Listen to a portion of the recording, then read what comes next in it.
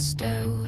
Creative souls living for good, but the evil beast comes cooking in, pretending to be our friend and sneaking in.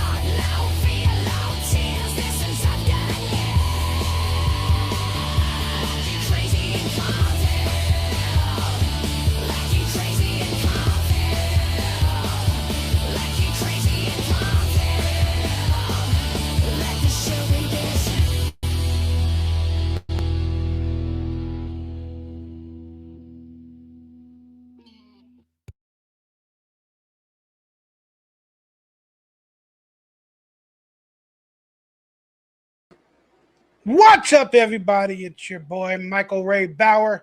This is the Acting and Crazy and Confident podcast. Got some weird stuff going on with my background, but who cares? We're going to try to have ourselves a good little afternoon. That being said, how y'all doing? What the hell's going on in this crazy world? This is going to be a last live stream for me. Not forever. I hope not. But real life is happening, and I got a couple of things coming up in the next week or so where I'm going to be MIA. I will not really talk about it because I don't want to. I've been thinking about it enough, so I don't want to talk about it as well. For those of you that know me, know what's going on. And we're going to leave it at that. And it is not an April Fool's joke or thing or anything like that, even though it's happening around that time. I ain't going to lie. I'm scared. Got a lot of emotions. But I have to be brave in this world of fears. I have to be brave. I have to make a better life, which I have been doing this past year. I'm proud of myself. I'm proud of myself. I'm trying to come back to life. So we don't need to go much into it on today's last live stream for a little while, but I will hopefully produce some videos on this channel for the next couple weeks that were pre-filmed, where I could talk about a couple of other things and you guys can get some videos, some home movies that maybe you all have never seen before. But anytime you post anything truth about your life or reality, the bad actors want to take it and they want to rub it in you and make you feel stupid for doing it or making the decision or whatever the case it is. But I don't care. I don't care.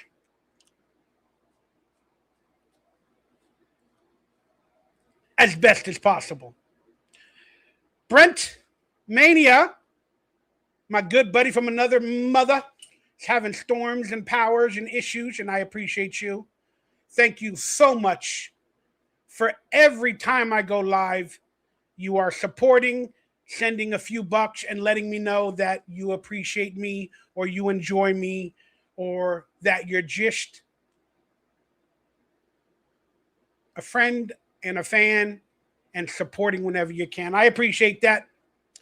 That being said, you guys can see I'm wearing merchandise from my store.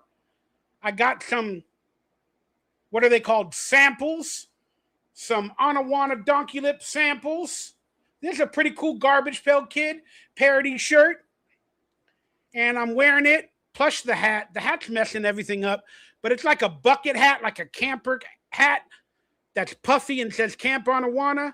And you guys can buy this and many more merchandise on the website in order to support me and help me out a little bit. And I still need to fix the store, man. I was working on it, but I'm not that good at graphic design. But now AI has opened up a new leaf for me, and I'm trying to do a couple of new things. And I'm trying to, because I don't have the money to pay the designers for their work. So AI is hopefully going to help me make some cool things for my podcast or stuff like that. And then I can sell a couple of shirts and make a few dollars, which really helps. But as you can see on screen, got some merchandise in the store. Every merchandise you pick up comes with a private video sent from me to you. So you're getting a video from me as well as the merchandise. So it's a good offer. It's all on screen. And it's down below in the forums and all that other stuff. And any way you guys can support the show, the channel, me, I appreciate you. Please hit that thumbs up, that like, that subscribe button. Consider becoming a member of the channel for future and early exclusive comments and content. And today is members only chat. I need to reward the members. The members are what make me. So there's going to be a lot more videos and podcasts in the future where it's members only chat. The people that hopefully like me, have a couple of bucks, become a member. These are the chats that are for you. These are the chats that are for you. Because there's a lot of bad actors out there, and I don't want to, every time I go live, I don't want to see the comments. Then people get blocked from my moderators. Then they complain to me on social media, one of your stupid moderators or you blocked me. How dare you? I didn't say anything wrong or stupid. Become a member. You'll always be able to chat in the chat room.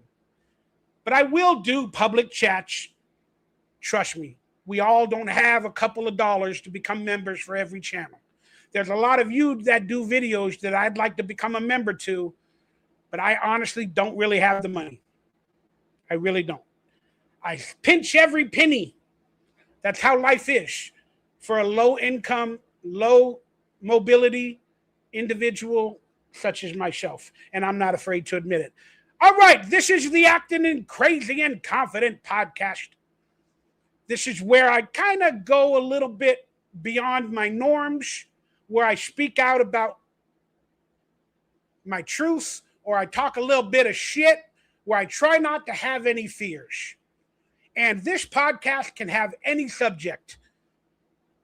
Anything from 80s, 90s, retro, from movie stories or TV stories of stuff that I've worked on or been a part of, or it can have conspiracy type topics.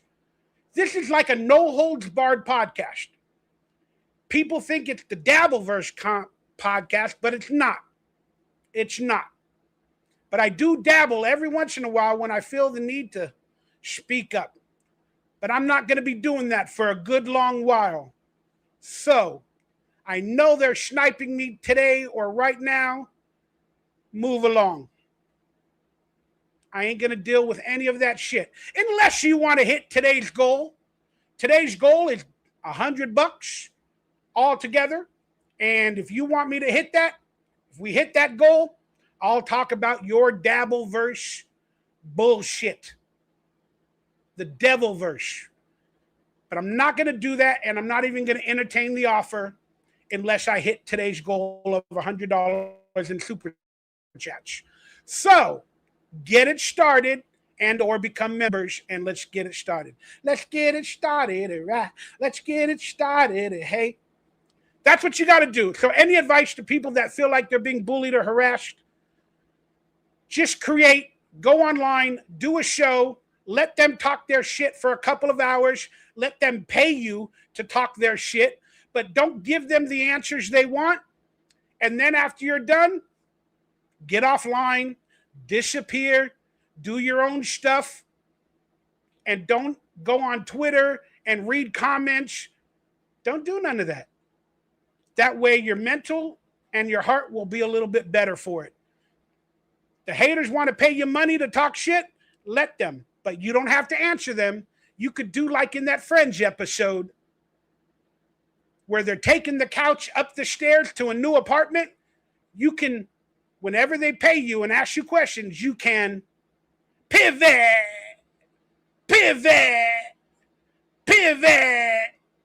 if you know what I'm saying. Ghost and post, baby. I keep saying that backward. Post and then ghost. Brush them off your fucking shoulders. Who the fuck cares who they are and what they're doing? The real positive people and the fans and the people that actually are a fan or a friend of yours will find you somehow, some way through the darkness. All right, let's say hello to the members that got online real quickly and early. We got Helgi23. I know who you are. You became a member on this channel again. Thank you very much. We had Unholy Frankie Raider saying, "What's up, my Raider Nation brother?" I should do a Raider show, but I haven't had the time. We got Brent Mania, my moderator, my host with the most. My host with my co-host, I don't know, my moderator. I love you, brother. Saying hello, all you legendary guys and gals. And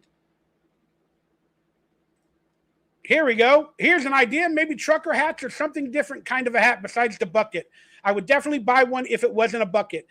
Well, you're right. I got to look into that, Brent. But, man, I don't know how to find any time in the day to be creative. Recently, I don't have a lot of energy. Hopefully after the event that's going to happen in the next 4 or 5 days, maybe I'll have more energy to do that. But that's a good one. That's a good one. And I appreciate that. We got CB33. What's up, Bow Wow?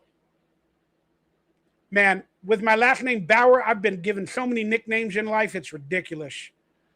Oh, my gosh. I don't even want to go over them. But, hey, if you guys want to give me a nickname, go ahead and let me know during the show. I appreciate you. And if you're not a member and you're not in the chat room, that's okay. I believe you can still super chat questions. Even if you're not a member and you're not in the chat, I believe you can super chat questions. So maybe I'm wrong. I don't know. But we'll leave it at that. I got to take off this hat. It's kind of annoying my background. Maybe my background will get a little bit better after. Who knows? Who knows? Hostess with the mostest. Yeah, I don't know. My list is coming out. All right, let's check out a couple of pictures that I just recently got that I found that were interesting or people sent to me. But today's show is going to be an interesting one. Like I said, it's my last live stream for maybe 3 weeks to a month. We're going to talk about this Epstein, Palm Beach Pete clone conspiracy drama that I found out about the other day, and it blows my freaking mind. So I want to give you guys my thoughts. Also, I've been messing around with AI. I started to learn an application, and I started to put myself in like dream movie scenarios. And then we're going to watch some of those AI creations that I made of movies that I could only dream about acting in or starring in and stuff like that. And we're going to watch those videos. Not all of them have been posted online so far, and they might not come online ever after. We'll explain that later. Also, we're going to go into a little bit of Academy Award after drama as you guys watch my last stream. And then I'm going to throw out a theory that I don't want to, and I call him a friend, even though we don't talk every day. I just know we're cool. If we saw each other in real life, I don't have his number. But I'm going to talk and throw out a theory about Macaulay Culkin. And I threw this theory out a couple of shows ago, offhand topically. And there's been a lot of evidence coming out about this theory that my theory might actually be correct about Macaulay Culkin and Home Alone. So we're going to bring that up in a little bit, and that's why it's titled Pizza Forever? WTF. So you guys will want to stick around for that. And then after the video, the AI program, StreamYard or whatever, it's not an AI program, but the program StreamYard makes like 20 AI videos of my podcast freely after every podcast. So after every podcast, I've been able to get like 20 little 2-minute clips of my podcast, and I've been able to put them on YouTube and put little clips out. I have to retitle some of them because they don't make any sense, and I don't like the way they look, but I'm getting free clipped videos of my podcast after every show. So I'm going to take advantage of it, whether they're good or not. Maybe they add a couple of bucks to my repertoire, you know? Okay, now that we're officially 20 minutes into the show, it's now starting. Yay! Yay! All right, everybody. I love you all. Thank you guys for tuning in with me today. Let's get into the Acting Crazy and Confident podcast, where hopefully we can all find our nerve to act a little crazy, but confident, because confidence is something that a lot of people do not have. A lot of people do not have it nowadays. And through insecurities, we got to find it. You guys may have noticed that my screen name says Mikey Lives, because that's what I'm doing. Mikey has been dead for a while. And I don't want to bring up that word dead lightly due to something that's coming up very, very soon for me. But Mikey lives. Got a car. People are going to call it like a joke. But I'm going to reveal something. I also have been with a new job because I needed more money. I'm not going to let anybody know what the job is, what I'm doing to make extra money beside podcasting and residuals. I'm not going to let anybody know. It's none of their business. Everybody's going to speculate because I got a new car. They're going to think that, oh, he's working in his car. He's going to be living in his car. He's going to be... I don't care if you believe me or not. It's none of that. It's none of that. But I do have a new job on the side because all of these things are considered a job for me. All of these things, even this, is considered a job for me. But yes, I am doing something that is helping me earn a few more bucks. And it helps out with my mental. And it technically could be called a job, according to you fucking haters. So I'm proud of myself. You don't have to be, but I am. And it's only because you amazing people that I feel confident a lot more nowadays than I have done for quite some time. But I still have my anxiety and my depression. All right, I was sent this picture from a friend or a fan or whatever. I don't even remember taking this picture. Apparently, this was taken by a fan outside of the Evolution premiere. Maybe it's online. I didn't really look for it. I'd like a better copy of it because it looks like it's got pixelization. But there it is. What an amazing moment for me to see again from the Evolution premiere. We were swagged out, me and Orlando Jones. We were swagged out. I know he's doing comedy a lot. Somebody did comedy with him recently, and they told him that they're a good friend of mine.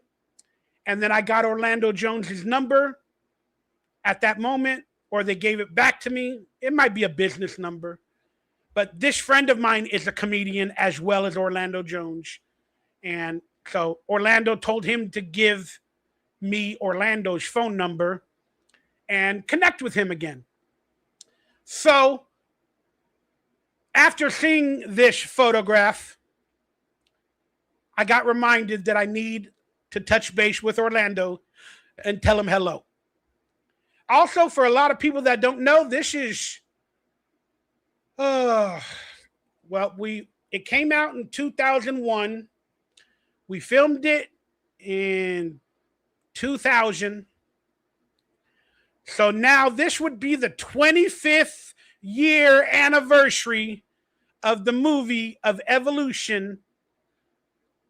Maybe we got to get a reunion going. I might still occasionally interact with Sean William Scott. I might occasionally interact with Ethan Suplee, who's now doing conventions with Kevin Smith on cruises. I may occasionally be interacting with Orlando Jones, and I may or may not, which probably not, but I may be able to get a hold of Duchovny, Juliana Moore, and the stars, the main 5 or 6 people that were credited as the stars in Evolution. Maybe if somebody's got any money, maybe if you got a theater and you got like $10,000 for your theater, we can put on an Evolution movie screening with a Q&A and talk to me. Maybe we can get some actors to fly out there. That's where you need the $10,000 for. You probably got to fly out whoever is available. Me, Ethan, Sean, whoever's available. Maybe it'll be nobody. I don't know. But hey, if you guys want to get an Evolution screening going, let me know. Maybe I can make that happen because I'm going to have a couple of screenings toward the end of summer, like July, August, in the East Coast of the world as I'm working with managers and agents to do conventions. And it's going to be the 35th year anniversary of Salute Your Shorts. Pick up the merchandise on my store down below. It's going to be the 35th anniversary of Salute Your Shorts. So sometimes those events can make money, but I don't want to throw the events because I don't know how to. But if you're an event coordinator, you work at cons, you're an agent, you got a theater, maybe we can figure it out. That'd be really, really awesome. So yeah, get a hold of me and we'll figure that out if we can get it done. But again, I'm not the producer. I'm just going to be helping in 5 or 10%, trying to wrangle the actors or the people I know into these events. But again, if you have money, typically they'll say yes if you're paying them money. So that goes out to the world. And you can charge for it. You can charge $50 a ticket, $75 a ticket for maybe a theater of 200-300. Maybe it sells out. Maybe you get your money back. I don't know. All right, everybody. Also, as you can see on screen, I have a new slogan. Recently, I've been listening to a band called The Midnight, like a synthesizer band, and I'm loving every minute of them. They're having a concert in LA, and I'm going to go to it. I'm going to it. I picked up some tickets. I'm going to go to that concert, probably solo dolo, or maybe with a girlfriend or something. I'd be honored to go with a girlfriend or something like that, or be dating somebody or have somebody with me. That'd be amazing. But either way, I'm going to go check out this fucking band because they've been giving me the feels, y'all. This band has been giving me the feels. And I like those type of feels compared to the other feels from the other bad people. But I looked at their YouTube page and they had this slogan called Mono No Aware. And I was like, what the hell type of a slogan is that? Mono No Aware. So I looked it up. Well, here it is. I guess you guys can't see the complete thing. Let me move that off for a second. This is what Mono No Aware means. And this is my slogan. I will make t-shirts with this slogan very, very soon. This is my slogan for life. This is how I live my life. Mono No Aware. The impermanence of things. This is a Japanese term for the awareness of impermanence of things, and both a transient gentle sadness or wistfulness at their passing, as well as a longer, deeper, gentle sadness about the state being the reality of life. I ain't gonna lie. Too many big words for me. Too many big words. Kind of understand a little bit of it. I have to read it like 100 times. We're not going to do that. We're going to go to different meanings, and you guys are going to also understand why it's now my life slogan. Mono No Aware. Japanese. Mono No Aware. The pathos of things, in appreciation of the fleeing nature of beauty, a bittersweet awareness that everything in existence is temporary. Now I'm getting it. Now I'm understanding what Mono No Aware means. Because for my life, I have never understood, and I've always been ridiculed why I live every moment in the fucking moment. Like, I look at movies and interactions in that moment and I watch it as a reflection of something I'd be watching in the future, where I would realize that moment, man, that was a great moment. I met that person. I saw that movie. I had a great day. That was one of the best days of my life. I heard that song on the radio. Most people reflect on those moments later in life when they have time to themselves, when their life is dwindling, or they're getting older, or they're having a midlife crisis, or whatever it may be.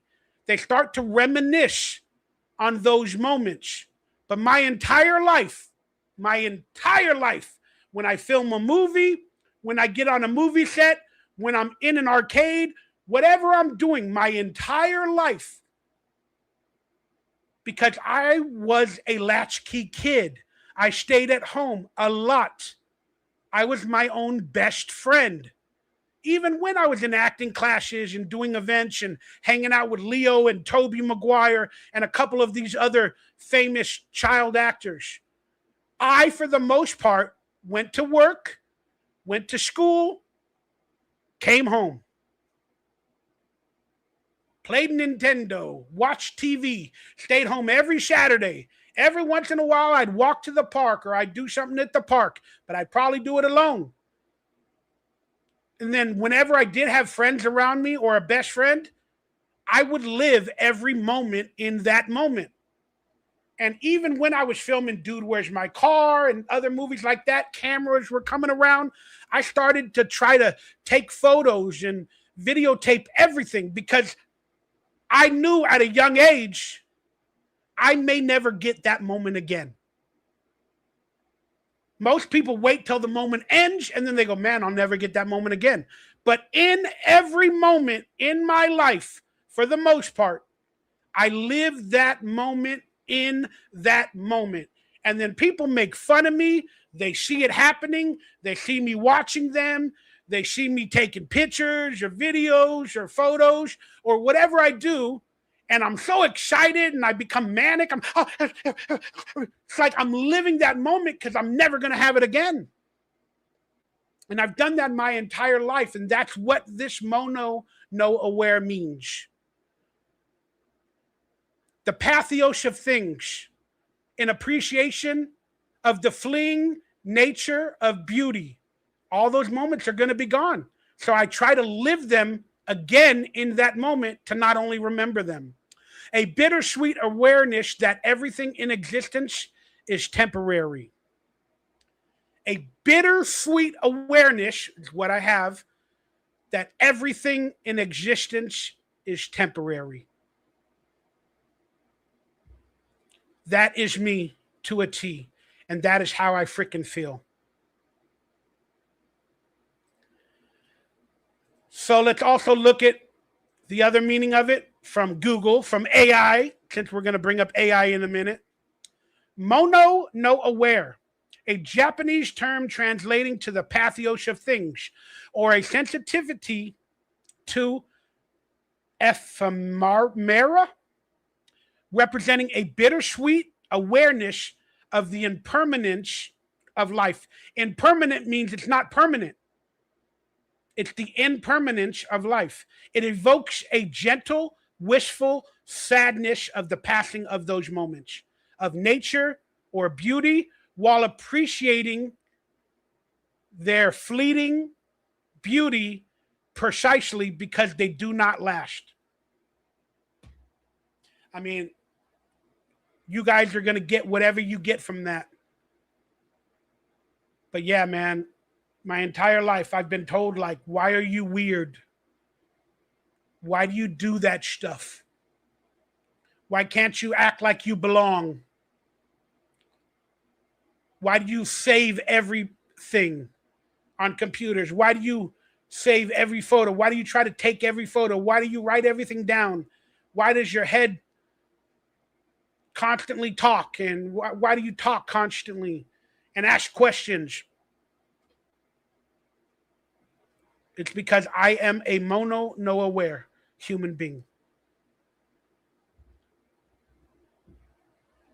And I need to live every moment because I don't know how longer I have in general life or those moments again. So that is now the slogan of our show. That is now the slogan of me. I'm not going to say of the show. I'm going to say of me. Okay? All right. Let's get into a couple of quick little pictures. And we can get into the big topics. Thank you guys for putting up with the mono no aware stuff. I just wanted to bring you all my life and how it's happening. And I thought this was awesome. Apparently, couples are now using long-distance kissing devices instead of therapy. Instead of, getting therapy about a long-distance relationship, which many of you may be in, they're now using these kissing devices. So when you're long distance, they can kiss you. Well, I'm going to be honest with you all. Look, that looks cool. I would not mind kissing that plastic utensil with my long distance partner, girlfriend, on a phone call. But I ain't sticking my mouth on that if I'm in a long distance relationship with my girl on screen. I'm sticking something else in there. I'm just saying. Being honest. That looks like another sexual toy that's on the market. There better be a bigger hole where that mouth is.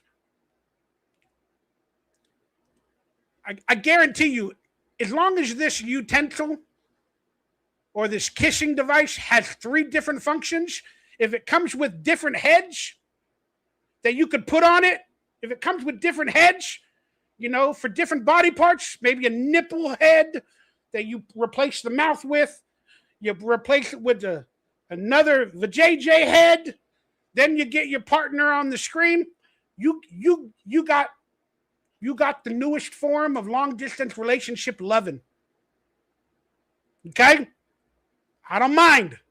I don't mind sticking in from my body parts for my relationship. Yeah, I'm getting long distance. I shouldn't even joke about that. That's Chris Cornell, rest in peace. We're going to talk about the documentaries and stuff like that later. I don't know how anybody in their right mind can see this and want to buy it just for that kissing usage. Doesn't make sense to me. But hey, once that thing gets on Temu, this guy's picking it up for my long distance relationship. All right, we'll leave it at that. Also, man, do we have another man? Oh, you know what? Let's do this one first. All right, I was just on the phone the other day wishing a good friend of mine, an actor friend of mine, Luke Edwards, who's been on my channel on one of my podcasts before. He had a birthday. He had a birthday just the other day. And the algorithm must have known I was talking to him or something like that. But the minute I turned on Instagram or Twitter or whatever it was, now I had this meme from 80s vintage visions of the Wizard. He was probably celebrating Luke Edwards' birthday, the young boy that in the Wizard. What's up, Luke? How you doing? Happy birthday, brother. I'll be seeing you soon. Promise you. We'll be hanging out. Fred, you need to call some people back, brother. You're more disappearing than I am. And Jenny, I love you, Jenny. I know you've been touring with Rilo Kiley and Blake, and we communicated. Love you all. But hey, there apparently somebody wrote this, that Fred Savage at the time of The Wizard was 12 years of age in 1989. I was 14. Jenny Lewis was 13 in 1989 when they filmed The Wizard or it came out. And Luke Edwards was 8 years of age. I met Luke in acting class a few years later after that. But I was a part of The Wizard indirectly. They around that time, maybe a year later or a year before, they had the Nintendo World Championships at Universal Studios. And I think they were filming The Wizard at that exact time.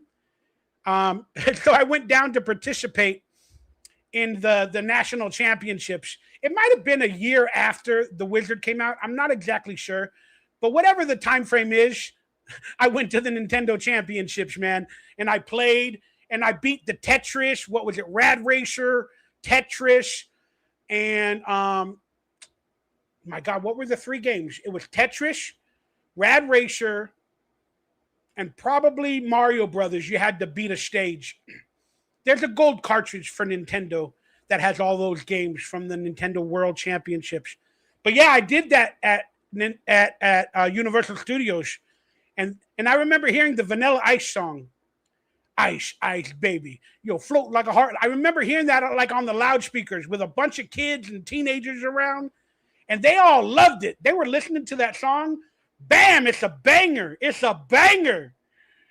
Ice, ice, baby. I remember that. I was like, what the hell song is this? This is a good-ass rapper, right?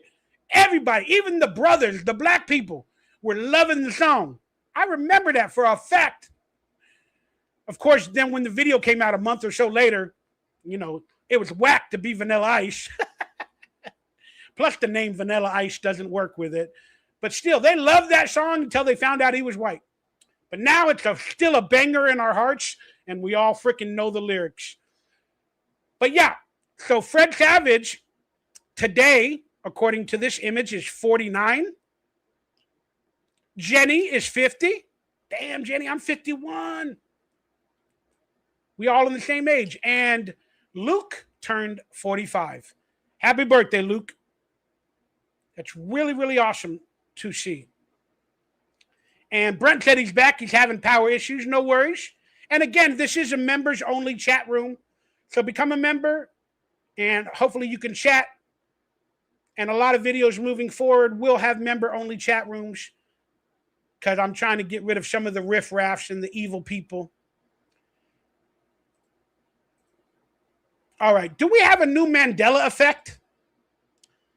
So I was watching, I think it was Good Mythical Morning the other day, and they were talking about ice cream, and they brought up the name sherbet. And one of them said, yes, don't you like sherbet? And then the other guy said, sherbet. He goes, no, don't you like the sherbet? And he's like, yeah, sherbet, it's like water, it's fruit juices. And the guy goes, no, sherbet.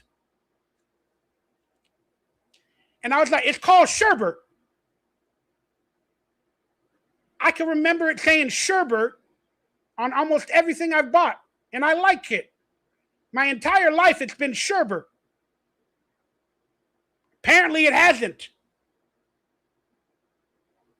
Apparently, there's two names for it, but I barely found out the term sherbet. Sherbet is a frozen dessert made from fruit juice, sugar, and a small amount of dairy, giving it a creamier, I don't care. It's called sherbet. Sherbet. Sherbet. I never heard it called anything else. I do not remember it being written any other way.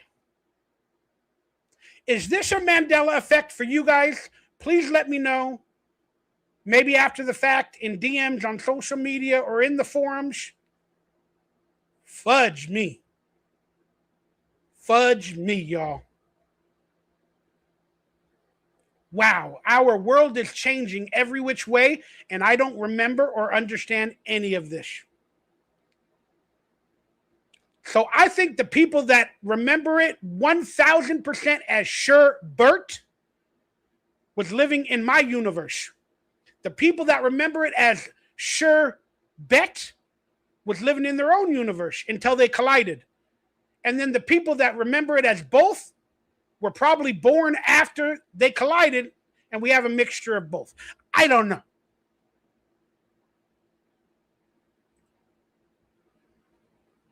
But Brent, do you remember it as sherbet or sherbet? I don't know. I never heard the term sherbet till the other day. Now, speaking of things changing, hello, yay. My friends are all joining in. I appreciate and love you all. Yay, Brent, Shara, Frankie, Helgi. Now, speaking of things that have been changing, I've said this on other conspiracy shows before, but not a lot of you are 50, 51 years of age like I am. Do you remember clouds? All variations of different clouds? Do you remember textbooks having different cloud names for every formation of a cloud? I don't even remember more than one name for a formation of a cloud. I don't even remember more than one name for a formation of a cloud. Because in the 90s, and it's now the internet, TikTok, Instagram trend is to now post a video that says, Mom or Dad, what were you like in the 90s? Then they show pictures of themselves in the 90s, and they show them how they looked. And in conspiracy circles, they're now posting videos of, hey, clouds, what did you look like in the 90s? And they're showing pictures of clouds, and none of them have the formations that are now in our world. And if you guys can hear my air conditioner, it's because it's loud as hell, and it's breaking or broken down right before summertime, and I'm going to need it. So, hey, It is what it is. It works 10% and it fails 90%. So they're making these videos where they're showing what clouds look like in the 90s. And now all of these new weird clouds that are engineered, modified, or made, they all got names to it, like scientific terms. Well, the only reason they would have started to look at clouds and create these names for them is because they know they have to. They have to study the clouds they're making and what they're turning into, so they have to put a scientific term to it. So that way the textbooks in the future, they will know that when they do this amount of chemicals, or the air is this way, and the plane puts out the chemicals that way, and it interacts, this is the type of cloud it becomes. So, as you can see on screen, these are just some of them that are engineered, studied, and modified. And clouds do not look like clouds anymore. They don't. There's a Sabre cloud, a NexRad cloud, an SRM cloud, OP13 cloud. The one in the middle, I remember those. They're calling that the HARP cloud. And our planet at dusk or dawn has all these colors like yellow, red, blue, purple. And the people say, oh my God, it looks so beautiful. That cloud looks so beautiful. Look at the colors. You got orange, red, blue, green, yellow, all the colors of the rainbow. Those are chemicals, bitch. Those are chemicals in our atmosphere interacting with clouds and the water and the absorption. There's nothing natural about that shit. But it looks like alien planets. Because every time you see a movie with an alien planet, they got all those colors, green, red, yellow, purple. Oh my God. So our planet is now turning into the alien planets with all the colors that we would watch in movies and TV shows. It's happening to our atmosphere. Because they're preparing for the return of aliens. We could talk about that another time. Then the other cloud on the bottom, speaking of colors, is the silver iodide cloud, the SAI cloud, the SO2 cloud. These are not clouds. Maybe the technical term could be called clouds, but they're manufactured. They're not natural. I don't even truly believe we have natural clouds anymore. Too many chemicals in the air. I don't know what the hell we're going on. I don't know. You guys let me know your thought. Stratus, cumulus, that's all I know. Yeah, maybe those were in the 90s, right? Stratus and cumulus. That's what I know as well. All right, let me remove these photos. Now, people like to ask me questions about my career. How much money do you get in residuals? How much does Nickelodeon pay you? How much do you get? Blah, blah, blah. There's no right and wrong answer, and it varies. We don't get paid every week. We don't get paid every month. We don't get residuals constantly. Sometimes they happen every quarter. That's every 3 or 4 months. Then we get a set of checks or whatever. It depends on how many times they air it. It's on streaming, how much your contract is worth. I don't know all the details. I can't break it down for you.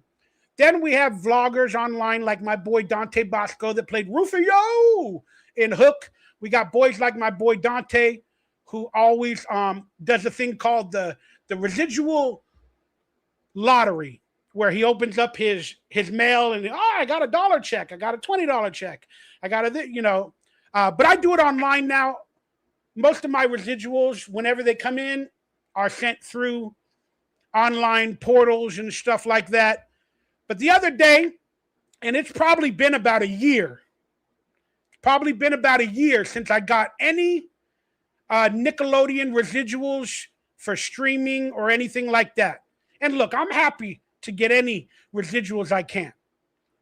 But people still think it's a lot of money based off of regular popular shows like Full House or Growing Pains or shows like that. Maybe even Pete and Pete has better residuals. I don't even know if they get residuals. It depends on your contract. The only reason we get a little bit of residuals is because we were shagging AFTRA. But I went online the other day to see if I was going to have any residuals coming in this month. And then all of a sudden, I saw a bunch of residuals from Nickelodeon. So I was like, that's cool. I'm appreciative. But I felt like filming this video just to show everybody, and it hasn't happened for a year. So think about this happening yearly. And last year, I think I got like 30 residuals for like $20 from 30 different episodes or however that works. I got like $20.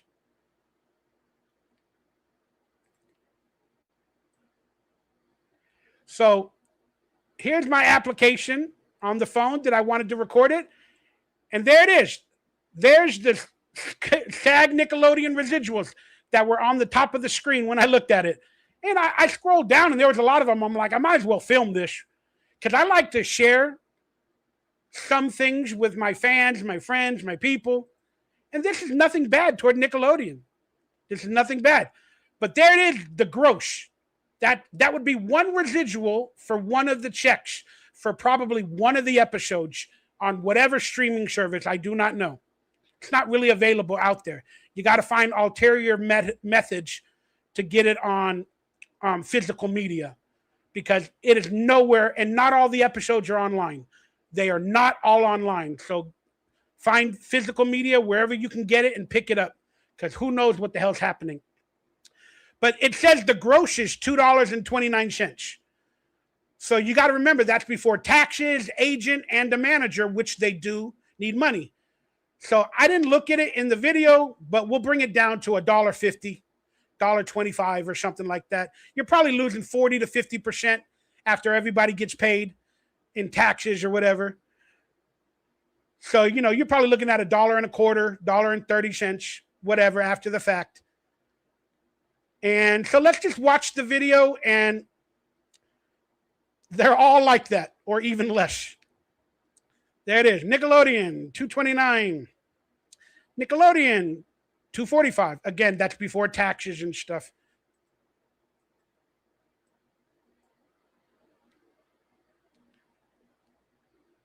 So there it is. Sorry, I didn't know if I showed that information in the video. There it is. Crazy stuff, right? $1, gross, dollar. So it probably comes out to 50 cents. Some of them come to 10, 20 cents, $2.32, $1.99. I mean, look, I'm very happy to get anything. Very, very happy to get anything. Very, very happy to get anything. $2, $2.23, $2 show. I don't know how many there are. They're probably like 20, 25. Probably equals a total of $30, $28. I don't know. You guys can add it up later and do your math. They haven't come in yet. They'll come in probably in another month from now. They go on the application to let me know that they're there. Then they go later. So there's one for 20th Century Fox. That's probably, I don't know. That might be Dude, Where's My Car? The one underneath it is from CPT Hold, which I believe is Columbia Pictures. That might be for Evolution. $6. You guys, it ain't that much. It ain't that much. So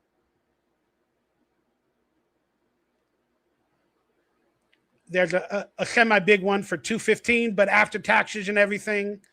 And then there's probably one for Evolution for $50 show. That is my money for probably next month. Well, I'll get it in. I don't know how much it all is total, maybe $300, $400. So I told everybody I only average anywhere between $300 to $700 in residuals. So you never know what you're going to get. So that's why, as I just mentioned, I have to get a job and I have to do other different things. So it is what it is. But hey, there's a little bit of transparency from me to you guys. If you had any questions about residuals, again, I don't have all the answers, and I'm not going to do this every month and, oh, this is how much money I got this month. It's just nobody's business moving forward. But it ain't as much as people think.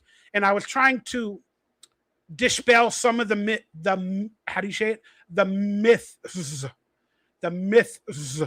Boy, I can't speak sometimes. Trying to dispel some of those myths.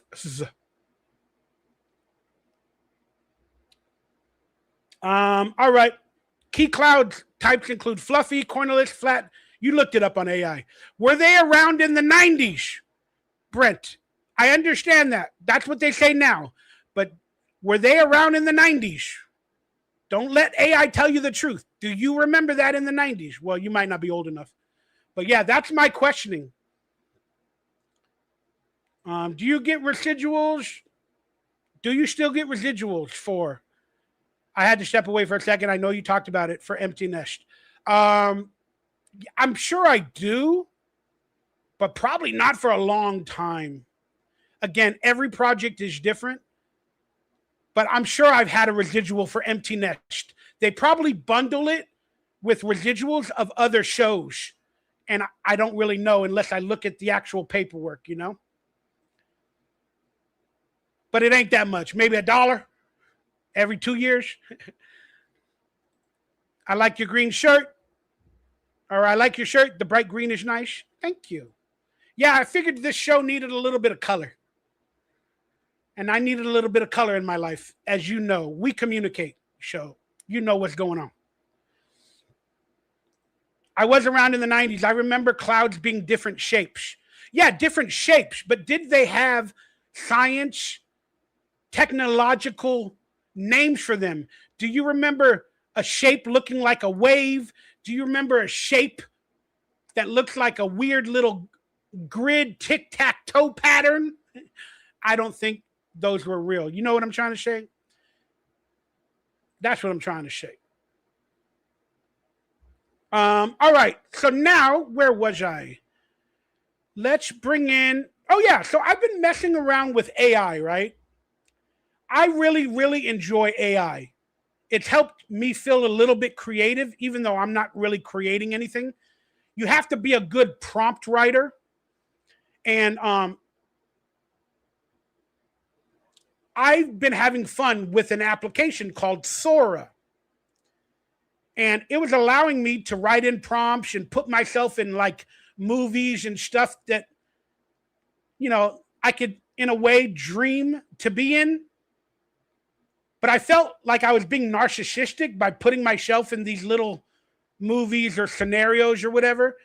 And it also allows you to create or take a photograph and it'll turn it into a video, like a photograph of you and a friend or a girlfriend or a wife or children or friends in general at an event. It'll take that photograph and it'll turn it into a video.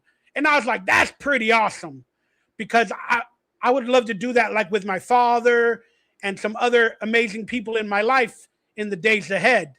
But apparently, we'll just talk about it real quickly. That SORA app, just as I start to learn how to use it and to make some pretty cool things, and I'm starting to learn how to type to AI to tell it what to do, to make it look kind of cool, because there's a lot of like violations. If you say the wrong word, it won't make the picture. If you reference a movie like Dude, Where's My Car or something like that, it'll say, oh, that's copyright and you can't do it. And then it's really, really weird. But I barely started to learn how to use it, and I'm enjoying it. It made me feel good, and I've been looking for good, positive feelings. But now I found out SORA is going away. Apparently, the application and everything is going to be no longer online. They're shutting it down. I'm like, just as I learn how to use it a little bit, they're shutting it down. What the hell is going on? But I have been I've been testing it and trying to learn it. And I've been making photographs into reality. I've been putting some movies in there, like that I would like to star in, or trying to make little cool videos, and I'm going to share all of them with you guys. We're going to watch all of them from beginning to end. I'm not going to talk about each one, but I wanted to share it with everybody because not all of them have been posted online for people to see. So that's what I was going to do. Sassy and Classy. My mom was a photographer in the 90s. She used to take pictures of the sky and nature. Oh, that's awesome. I'll see if she has any she can find.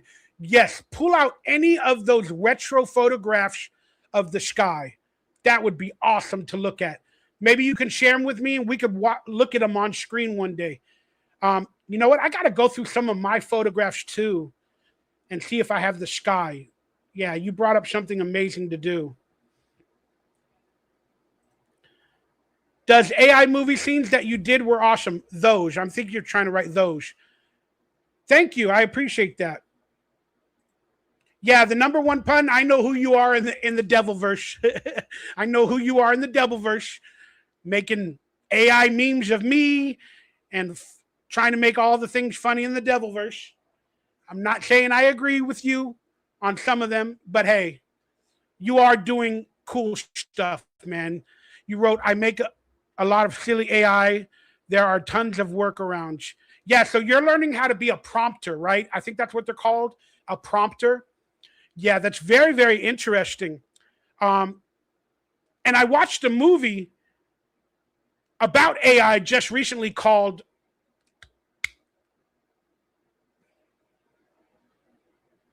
Have Fun, Don't Die. Something, good luck, have fun, don't die. I absolutely love that movie. Now that I'm starting to understand AI and prompts a little bit, and that movie, Good Luck, Don't Die, or good, have fun, good luck, don't die. Whatever the name of it was one of the greatest or the best movies I've seen this year. And I'll talk about that after I do this segment. But again, thank you for becoming a member of the number one pun. And go easy on insecure people. Please go easy on the shows that you produce the images for. Go easy on people. But you have done a couple of interesting ones with me that were really cool, and I appreciate that. But again, sometimes go easy on the insecure people. Those AI movie scenes that you sent me were good. I can definitely see you in those kind of movies. I like the last one best. Heard of it. Haven't seen it. Yeah, I might be getting you confused with another person that I saw on a show that always created memes. So forgive me if I am, but I might be mixing you all up in the two. It's all good, brother. All right. So, yeah, when I first started to do the AI SORA, I only had a couple of pictures on my phone because you have to upload from your phone. And so I did that. And then I started to learn how to use it. So let's just watch. And then, on SORA, this is also something that happened that maybe you guys don't know about. But friends of yours, if they have a SORA account, they can use your photo or your image and with one of their photos or one of their images, and they could create a video of both of you from that photo and share it with you. Like, it was really, really fun. I was having fun with it.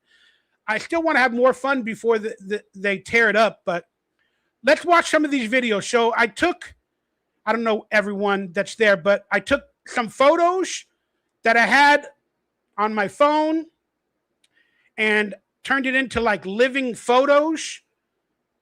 And then I did some movie scenarios and stuff like that. Let's ready. Let's dance. All right. All right. Can everybody see it? Yeah, everybody can. All right. Let me just play it from beginning to end. And yeah, these are photos that are turned into like reality or movies or I'm sorry, to AI. It's just so cool. You ready? I'm ready. Let's dance. All right, follow my lead. Yeah. Back to the future. Spin. Woo!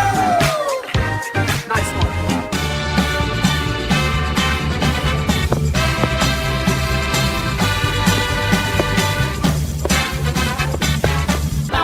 girl for life. I'm gonna lick your candy, babe. You're a Powerpuff Girl for life. Wow, best non-Illuminati actor. That still sounds like a joke, but it's real and it's heavy. Boo! Get off! You don't belong up there! You can boo all night, but you can't erase the work. Wow, best non-Illuminati actor. That still sounds like a joke, but it's real and it's heavy. Boo! Get off! You don't belong up there! You can boo all night, but you can't erase the work. To my crew, wow, best non-Illuminati actor. That still sounds like a joke, but it's real and it's heavy. Boo! Get off! You don't belong up there! You can boo all night, but you can't erase the work. To my crew, Slow and smooth, y'all. Sorry about that. You can tell the audio and everything is getting real slow and bad on my computer technology. Let me see if I can bring that back and Slow and smooth, y'all. Yeah. Watch the freeze. Get it. Hollywood, baby. Woo. This looks like a Radio Shack exploded. And the cash from 3 banks crashed the party. What's the plan, big guy? You take the toaster patrol. I'll handle Mr. Red Eyes. Works for me. Please drop the circuits. Warning. System. Time to pull the plug, ugly. You have the right to remain rusty. Power. Failing. You saved me. All in a day's warranty. My hero. Hey, love. damn it, we're clearly having an audio delay, like through the internet, where it's not coming out clear, like you could hear the audio from the AI. I'm sorry about that, guys. Baby. This looks like a Radio Shack exploded. And the cash from 3 banks crashed the party. What's the plan, big guy? You take the toaster patrol. I'll handle Mr. Red Eyes. Works for me. Please drop the circuits. Warning. System. Time to pull the plug, ugly. You have the right to remain rusty. Power. Failing. You saved me. All in a day's warranty. My hero. Hey, love. Now back to the greatest decade ever, the 90s.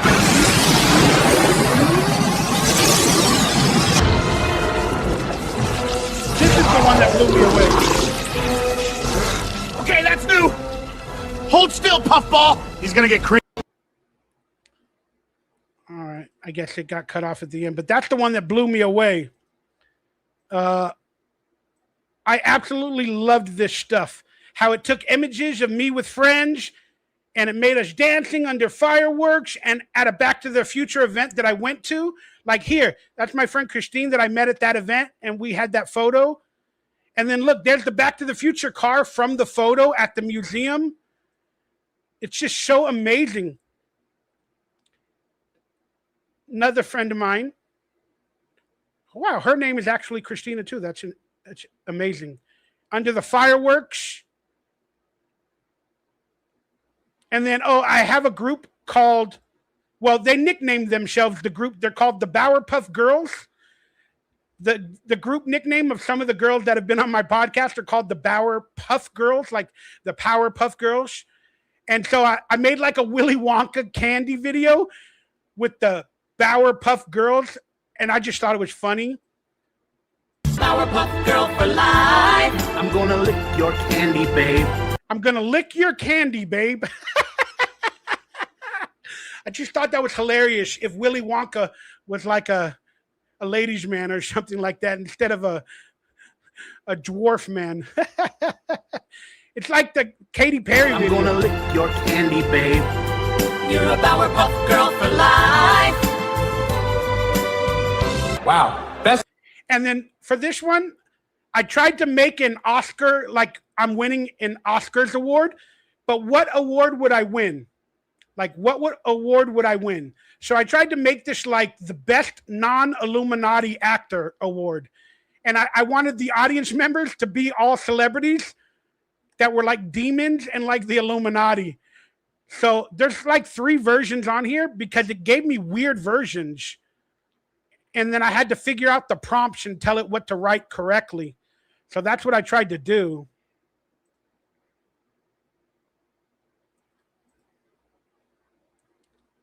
Non-Illuminati actor. That still sounds like a joke, but it's real and it's heavy. Boo! Get off! You don't belong up there! You can boo all night, but you can't erase the work. Wow. I did not add that language. Boo! I told the crowd to be booing at me while I accept the award. And then I said, have MichaelRayBower, meaning me because of my image. I wrote, please have him say, and I dedicate this award to Neo for showing me the way. It didn't do any of that. It bypassed all of that. Maybe because it realized it was from the Matrix, but it gave me that type of a speech. Boo, you can't ignore the work. Like, so weird. So freaking weird. Best non-Illuminati actor. That still sounds like a joke, but it's real and it's heavy. Boo, get off!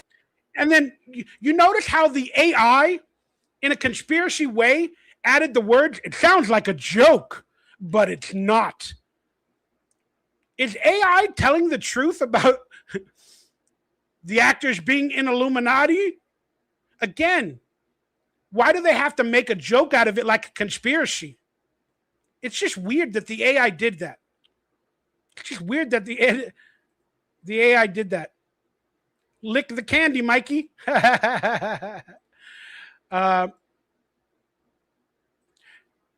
Who would have thought we would get to a place where stuff in the movie Virtuosity, oh my God, I haven't thought about that movie in years, would become a thing.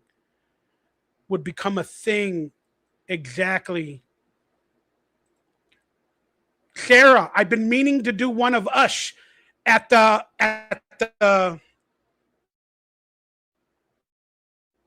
park. At the park. With the stereo. I mean, do one. Oh my gosh. I just have to get the picture on my phone again in order to put it into the application. I haven't had that picture for a little bit. So I wanted to check some of this stuff. What if Willy Wonka made the candy they have for the What if Willy Wonka made the candy they have for bachelor and bachelorette parties? Oh, all right. I got it. I'm going to do that. I promise you. I've been wanting to. We could recreate that movie right there. But again, the copyright. If I say anything, the movie, I don't know if it'll do it, but I'll have to prompt it a different way. Yeah, Brent, you're saying you saw that Disney exited the open AI deal after giant shutters, so the studio would no longer move forward. Yeah, that's what's happening. And it made me so mad because I'm starting to learn how to use it.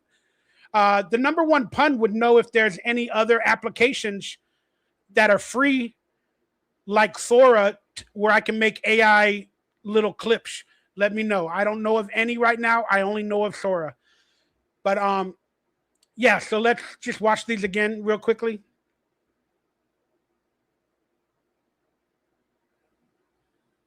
Come on. You don't belong up there. You can boo all night, but you can't erase the work. To my crew, wow. Best non-Illuminati actor. That still sounds like a joke, but it's real and it's heavy. Boo! Get off! That sounds like a joke, but it's real and it's heavy. Boo! Get off stage. You don't belong here. You can deny me, but you can't deny my work. You don't belong up there. You can boo all night, but you can't erase the work. To my crew. And this is when I started to kind of learn how I wanted to make the videos. I want to do like retro 80s and 90s. Like, I really love that stuff. So I put myself breakdancing. You know, I thought it was really cool. Woo, slow and smooth, y'all. Yeah. Watch the freeze. Get it. Hollywood, baby. That's so cool. In front of the Hollywood sign. Like that. That is so cool. That is so cool, man. Oh, wow. You can maximize it in screen. That is so cool. Look at that. I love that image. I absolutely love that image in that video. Hollywood, baby. Because I grew up breakdancing. We would take out our boom boxes. We would take out cardboard and we'd walk around the neighborhood and we'd hope for another crew to come our way. And then we'd go. Then we'd walk back and forth. Then we'd pick who goes first. You put down the cardboard. Hopefully it's on a good surface. Then all of a sudden you'd play the music. Then one person would know how to dance one way better than the other. Another person would be good at one skill set with breakdancing. I was the guy that did the worm. The worm, if you know that dance, because imagine a fat kid doing the worm.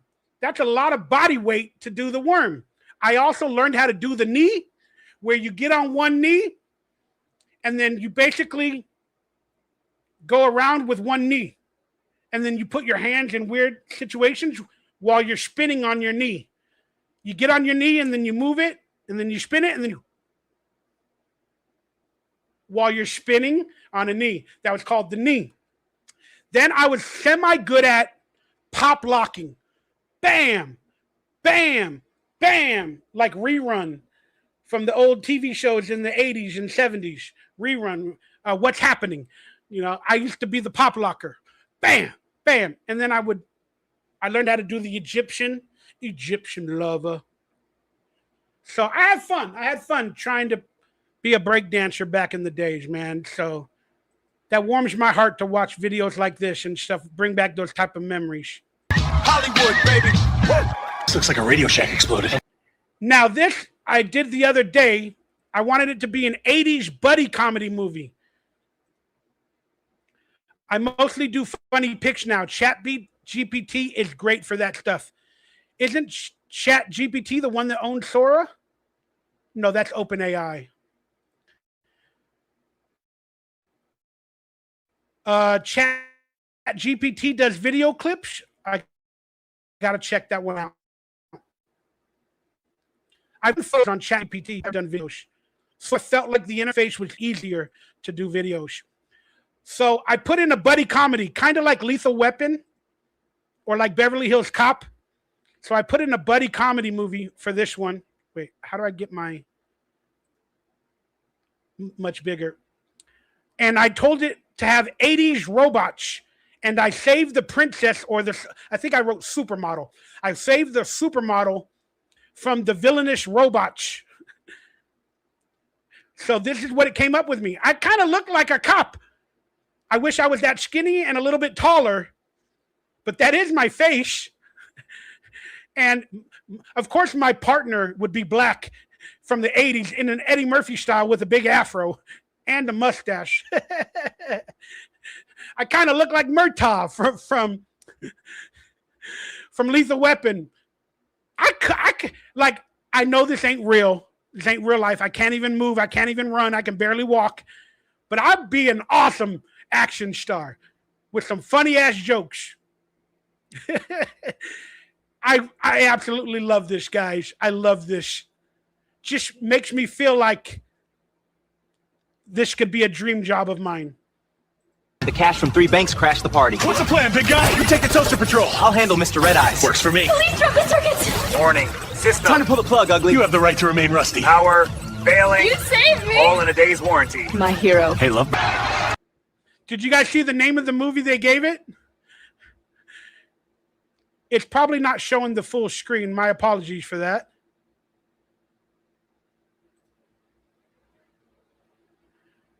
Sorry, my screen got all messed up. I'm trying to show it full screen. Cop Circuit, Robot Busters. Cop Circuit, Robot Busters. You have the right to remain rusty. Yes, because I was battling. I told it that I wanted to battle 80s robots. I freaking love it, y'all. I love it. I'm not saying I'm creative, but it's getting my creative juices flowing of being a writer in a weird way. Being kind of like a writer. So you guys come up with a title for this movie in the chat room or the forum, and maybe the best one, I'll read it on the next show. I'll read the best one on the next show, and I'll give them a gift. So, and then what is the next video is me in a Back to the Future time machine, and I told it to say that I'm going back to the best decade, the 90s. Even though I technically love the 80s, I can still see why the 90s is like the last best decade. But it's really cool what they do to this video, where I go through a portal in a DeLorean time machine. All in a day's warranty. My hero. Hey, love. Now back to the greatest decade ever. I wanted to redo it. I'm like, where the hell is the window? Where the hell is the window? But I don't know how to write the prompts to make everything bigger and better and perfect. You have to learn the key words. Like this one, for a lot of the movies, I wrote cinematic. But yeah, where the hell is the window, right? But dude, this is awesome, dude. I got a crowd from the 90s while I'm getting into a time machine from the 80s, traveling back to the 90s. Hey, love. Now back to the greatest decade ever, the 90s.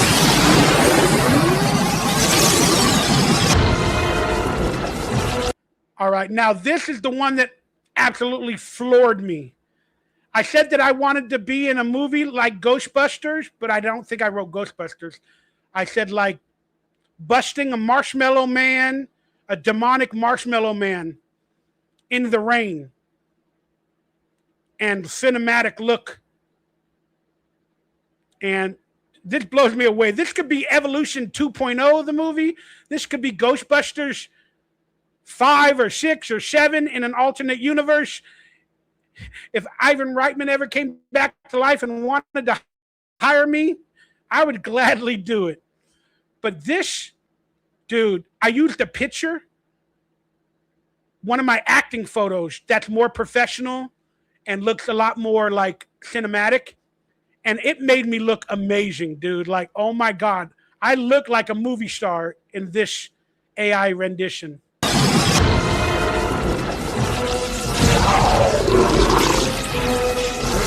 Okay, that's new.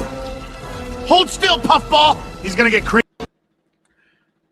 So there it is, y'all. That was my foray into AI. I was having a good time. And if you could find any little thing that makes you feel positive or happier, do it. Stay off of Twitter. Don't go into the devilverse. Stay away. Stay away. Okay? But yeah, I absolutely enjoyed it. And I just wanted to share with you guys that I really, really liked that sort of stuff. All right, now let's get some more images on screen. Now let's go into our next topic for today's show. This is going to be conspiracy bound, clearly. I have to put these pictures on while we're talking. I'm not going to show any of the videos.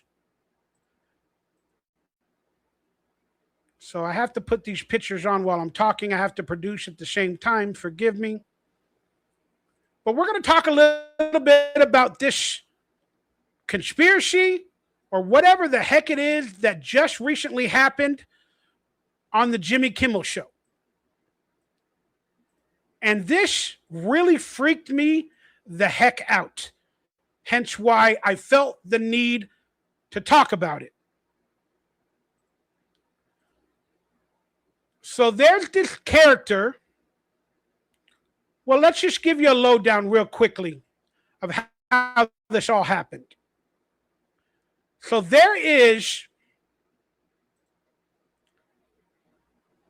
everybody knows the Epstein situation, okay? That he's dead, blah, blah, blah. They believe he's dead. But there was a sighting recently in Florida. There was a sighting recently of a man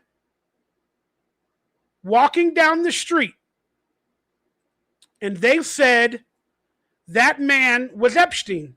So they tried to interview him in a car or whatever the case is, and it went viral. Everybody was saying Epstein is alive.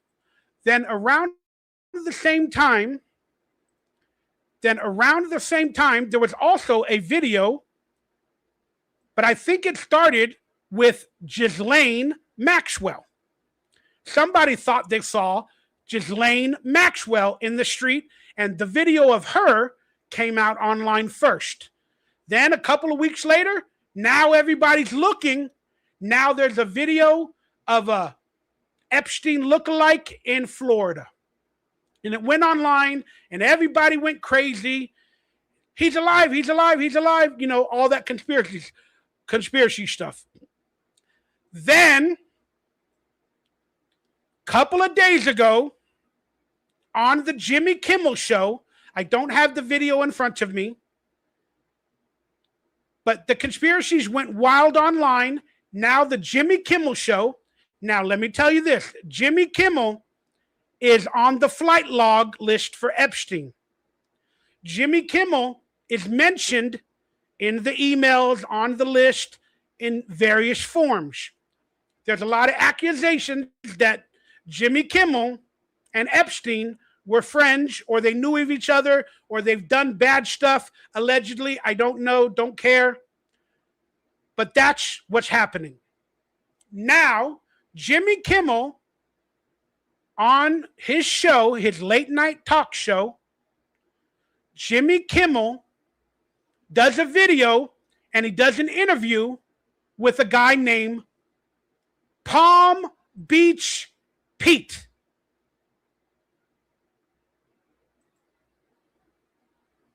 There he is. This apparently is the guy that everybody is confusing is Epstein in that video of him in a car. So now Jimmy Kimmel has the fake Epstein on his talk show to present him to the world, to let everybody know he is not Jeffrey Epstein. He is a guy named Palm Beach Pete.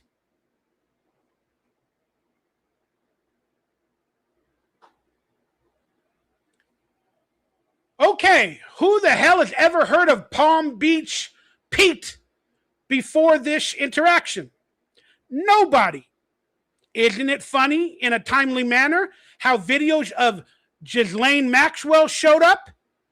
Then a fake Jeffrey Epstein, who now has the TikTok handle and probably a Twitter handle and a Instagram handle called Not Jeffrey Epstein. They're really branding this guy as not Jeffrey Epstein. They're branding him as Palm Beach Pete. Okay, let's go through the theories together. Since I'm a conspiracy theorist, damn proud of it. Only 3 things could be true in this instance. It is not Jeffrey Epstein. The other thing that could be true, it is Jeffrey Epstein. Or the third thing that people don't think about, it could be both. How could it be both? Well, they do create masks. They do plastic surgery.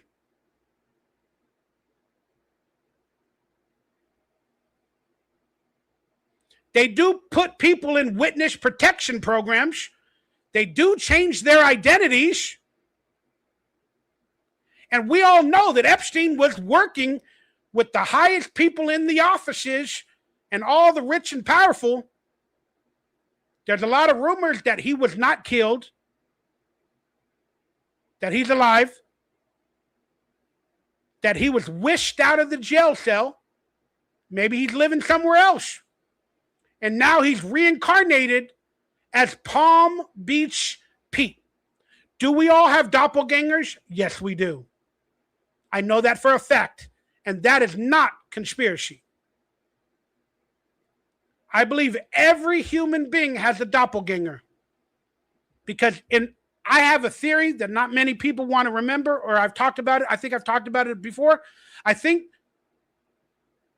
there's only 13 identities within God or creation. And what do I mean by that? I believe there's only like 13. I'm up to like 12 or 13 in my brain of identities. So whenever you look at somebody, they have traits, they have features when they're born with and they grow into them. Then you always look at that person and go, wow, that looks like that celebrity. Not quite, but they look like that person. Or you look like my friend from, Arizona, or you look like my friend from New Mexico.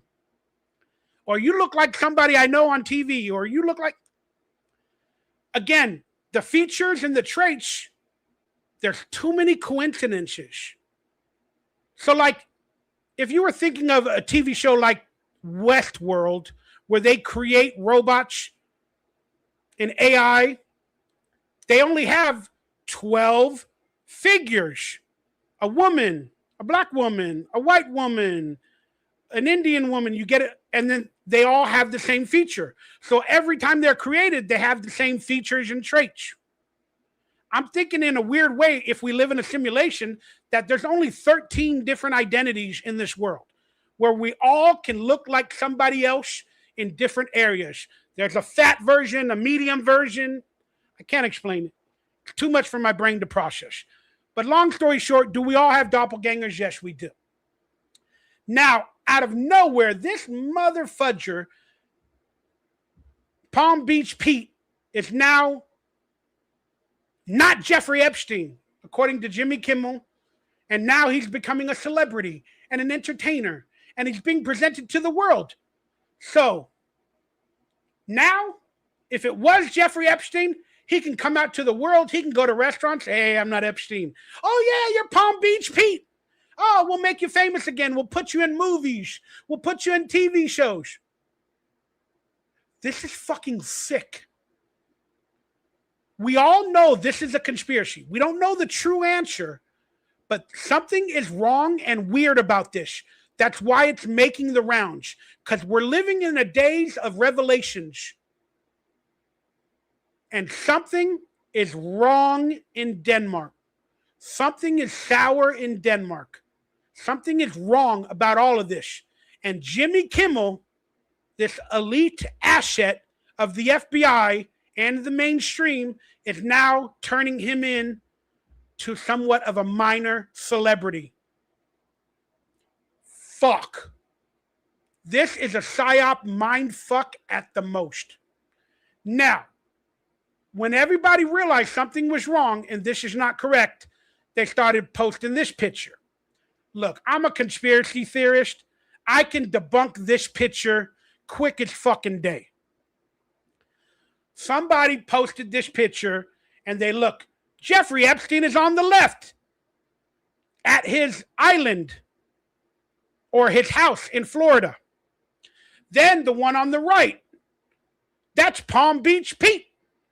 Look how they look similar. It's both the same person. Okay, at first glance, you might be confused by this, but then you got to put on your detective conspiracy radar. You have to use critical thinking, especially nowadays with AI and online. Okay, first off, is the picture on the left Jeffrey Epstein? It probably is. Is that his location in Florida or his island? It's either one of the two. Okay? Now look at the roof above Jeffrey Epstein's head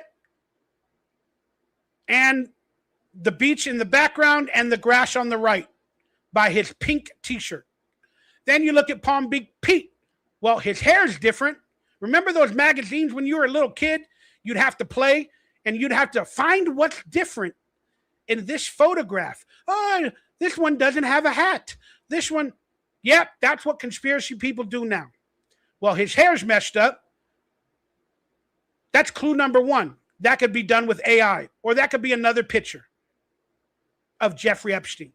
But they're wearing the same shirt, but the collar appears to be different. It feels to me like they zoomed in on this picture and they changed a couple of things. They made it more colorful, but he appears to be under the same awning, on the same beach, on the same island, or in the same house or property with the background. So I'm going to chalk this one as that is not Palm Beach Pete, but maybe that is Jeffrey Epstein. Or maybe that's Palm Beach Pete and not Jeffrey Epstein from whatever the original photos are. But now, like I said, from Jimmy Kimmel, we don't know the truth anymore. Because now we not only have one character to debunk, we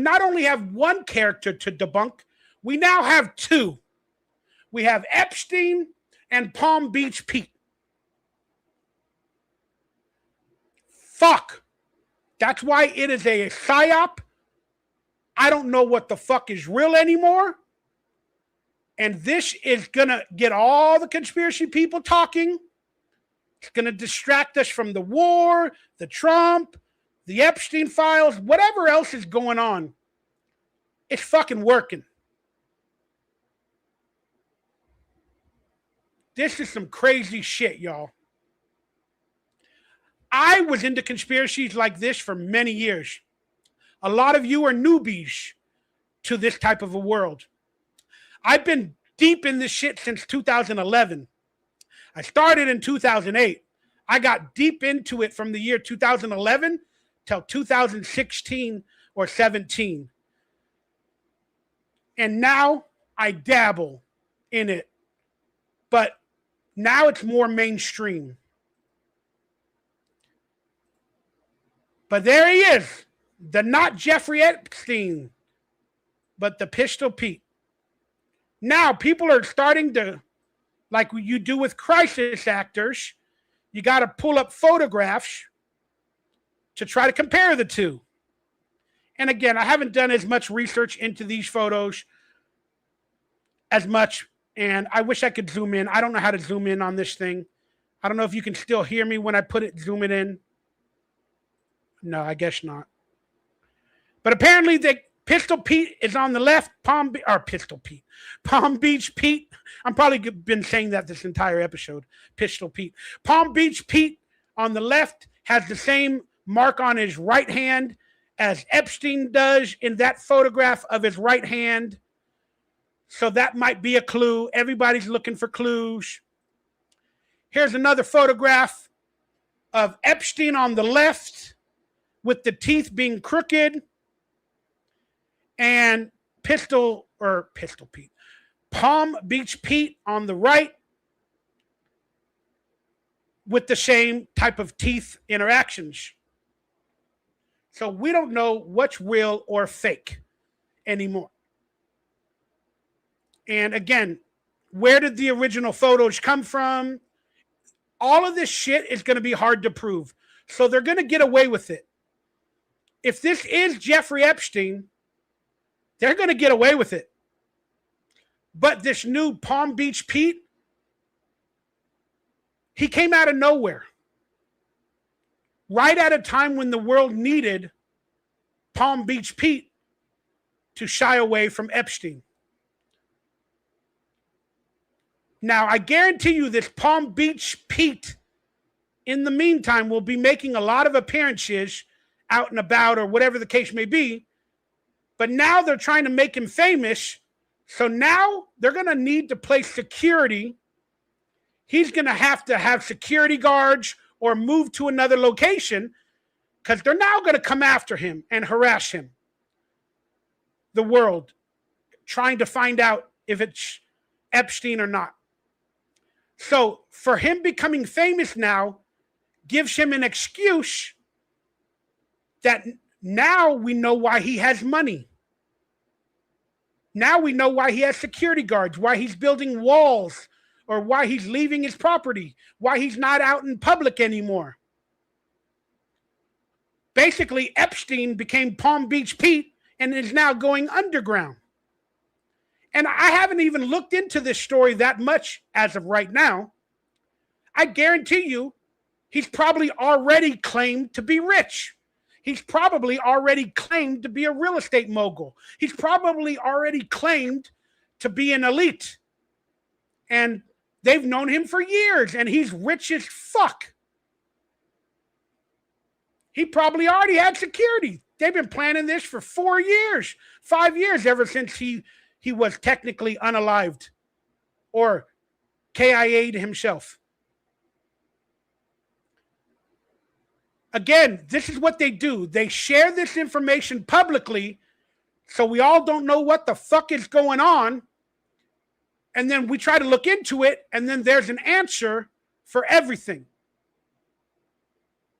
I guarantee you he's got a Wikipedia now. He has a history. He's always been rich. He's always been Palm Beach Pete. Blah, blah, blah. Wow. It's the Ministry of Truth from the fucking movie 1984. It's happening. It's happening, y'all. in front of our faces, in front of our eyes, and it's freaking me the fuck out. All right, the amazing Bower Puff girl herself, Jessica, is online. What's up, Jess? How you doing, mama? Let me check out some of the chat rooms real quick. Unit 404, bot not found. Oh, yeah, the internet area. Yeah, for the AI video. The last part, more than ever, coming soon. Sarah, I don't believe he's dead. Billionaire. Billionaires don't die in prison. I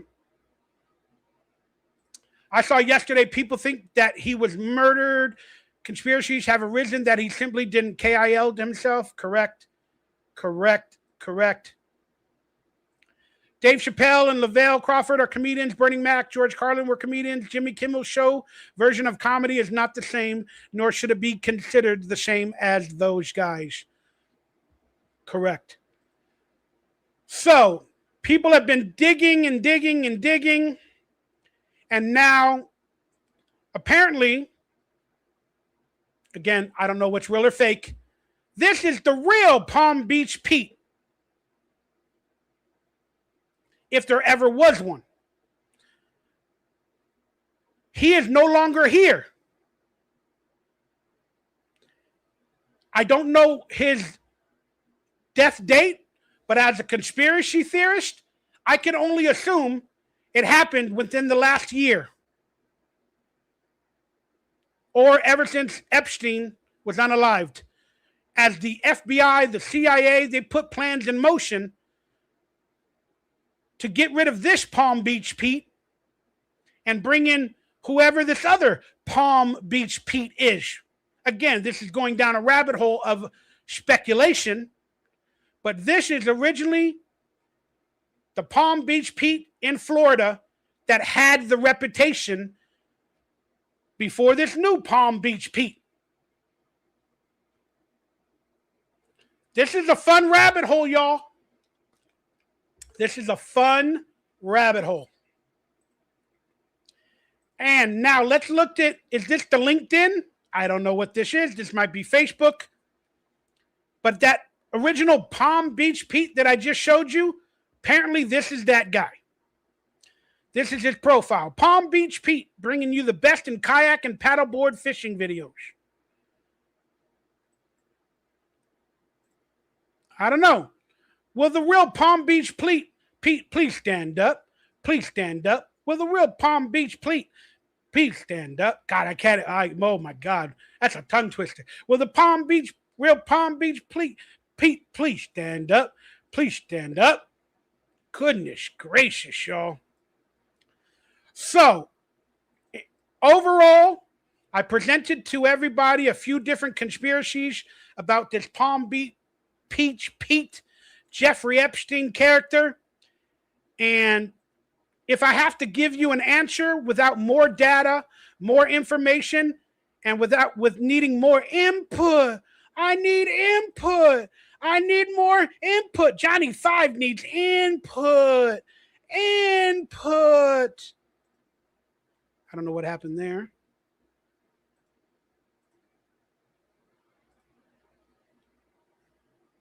I would have to say that there's some sort of mind fuckery and conspiracy going on. And with the little bit of data I have now, I'm going to say Epstein is alive. I was thinking that for the latter part of a year or two now. In the beginning, I thought they got him because he knew too much. I thought they got him. But then I started to think, if Ghislaine Maxwell is still alive and she hasn't been unalived, she has as much information as Epstein, but yet she's alive. Why would they leave her alive? Maybe they all work with Trump, and Trump is involved a lot more than we know. So then I started thinking, in the beginning, I thought they unalived him. They got rid of him. But then I started to have the different data, and I started to realize Dude, he's alive. Then I started to witness that he was wheeled out of the room. They shut the cameras off. They did all this. He's alive. He's probably alive, being relocated somewhere. You know, that's it. I didn't know he was going to start again. But that was my conspiracy up to this point. Then I started questioning, why are some of the files and information coming out? Why would they even do that? Well, you might as well send 6 million pieces of information and put 5 million of them redacted and put in fake information within those 6 million emails or whatever the hell it is, and videos and pictures. Now you got people, it's going to take them 20 years to go over every email, every photo with certainty and to debunk it. You might as well make as much as you can public and put in some fucking conspiracy trails within it on top of that. Then if anything comes down, you fire the people that got it wrong. You take it offline. Now people have to save every email. They're all using the website, the jeffreyepstein.gov, whatever the hell it's called, to get all this information. They all need to download it. And again, is all of it real or fake? Then if you upload it again in the future, if the website is no longer online, they're going to call it AI. They're going to call it CGI. So many conspiracies can go along with all of this shit. But now if you have to ask me, this Palm Beach Pete situation, without having much more data at this moment, it's Jeffrey Epstein. It's him. Reincarnated as Palm Beach Pete. They brought him out publicly, and he's going to disappear very soon. So now when people look online, all you're going to see is talk about Palm Beach Pete. And it's a way for Palm Beach Pete, which I believe is Epstein, to go out in public a little bit more in the future. But he will be protected. He will be protected. That's my early theory on this. Palm Beach Pete is Jeffrey Epstein. I don't know if you guys agree with me or not. More information is needed, but that's my theory, and I'm sticking to it. Can't forget Tupac. That's right. Oh, my God. All eyes on me. Do I believe Tupac is alive?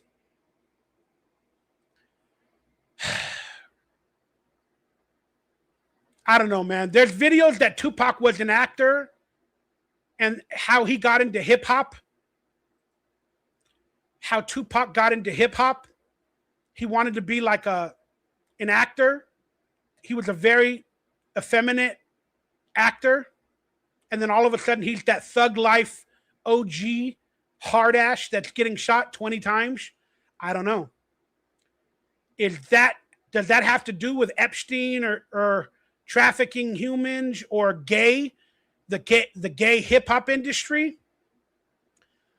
There's a lot of information out there. And again, it may not be real. It may all be conspiracy. It may be misinformation. But man, there's some videos out there of Tupac.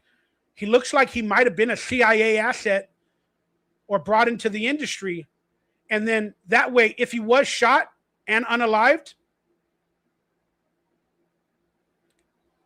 from the hip hop community or the police or the cops that killed him, I don't know. Do I really think Tupac is alive? Man, I don't. I want it to be true, but I don't. But he did make an album called the DonkeyLips, where he talks about the Illuminati and stuff like that. And maybe he spoke out kind of like Michael Jackson. But all of these artists that do speak out, and if they do know the truth, they're gone. But Michael Jackson, do I believe he's alive as well? I do. So why wouldn't I think Tupac is alive? Man, I'm sorry, guys. I'm just having these thought processes now. I believe Michael Jackson is alive. I saw the videos of his friend that had facial disfigurement on a bunch of talk shows. I forgot the name. And that's Michael Jackson. A lot of people don't even know this, but I went to the funeral. I went to the funeral. I got an invitation because I became an actor through Quincy Jones and Michael Jackson. And my first job was Sony and the Michael Jackson Studios. And I have a little bit of a history with Michael Jackson and that stuff and his family and his representation. So I was invited to the Staples Center. And yeah. I saw people afterwards in the videos that I believe was Michael Jackson. I believe was Michael Jackson. So I believe Michael Jackson's alive. Wow. All right, it's too much. I didn't do any research for this thought process. Forgive me, guys. But yeah, man, some interesting stuff, y'all.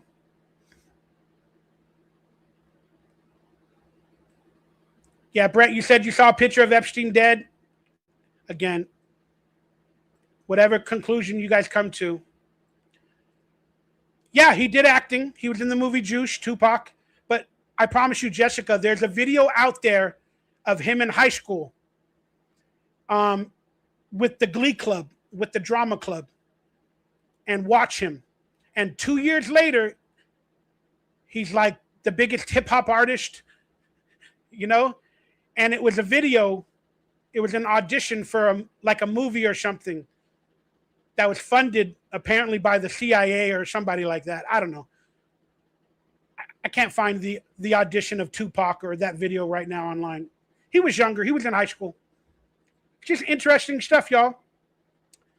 Number one pun's got info. Let's see. Tupac was a backup dancer.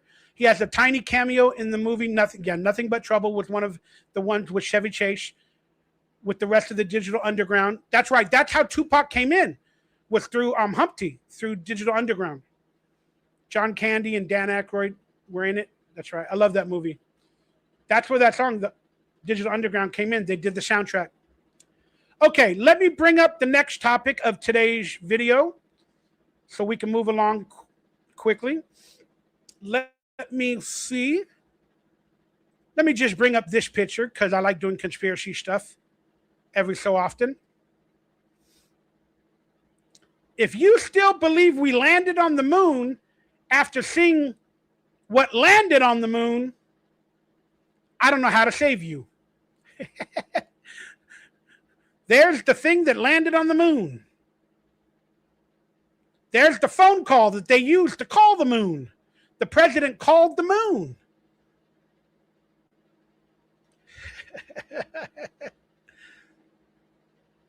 Yes, it's a mock-up of what landed on the moon, but it's exactly what looks like landed on the moon.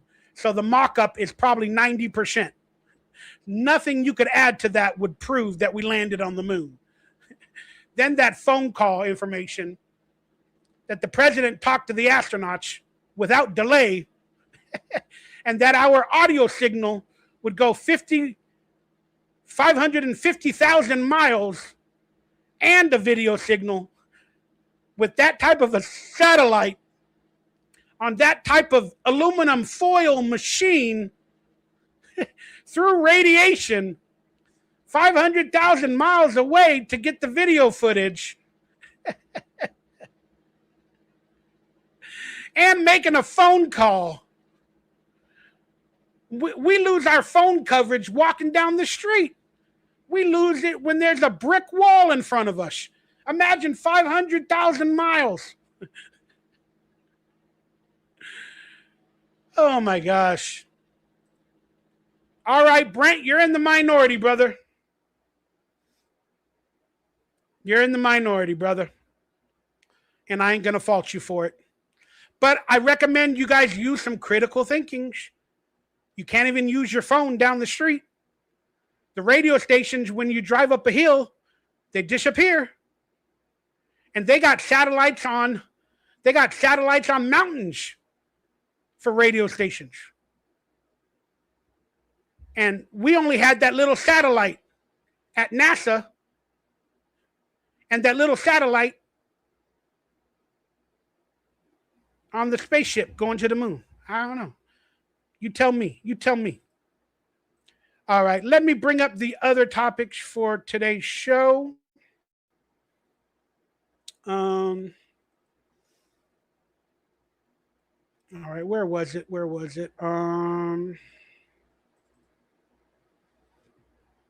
All right. Oh, I don't have it here. Wow, where is that video? Where is that video? Please tell me I have that video. Do I not have it? Where the hell is it? Where the hell is it? I could have swore I had it somewhere. Maybe photos to file?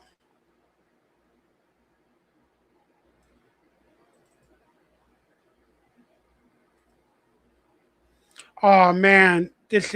I'm not going to be able to prove my point. I can't find the video. Can't find the video.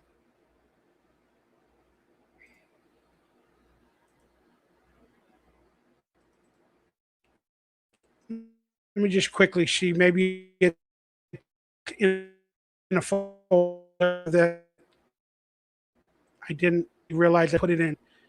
Some different. Man, I am not going to have that video. I don't know where that video is. I hope I didn't delete it. Who knows what I do sometimes.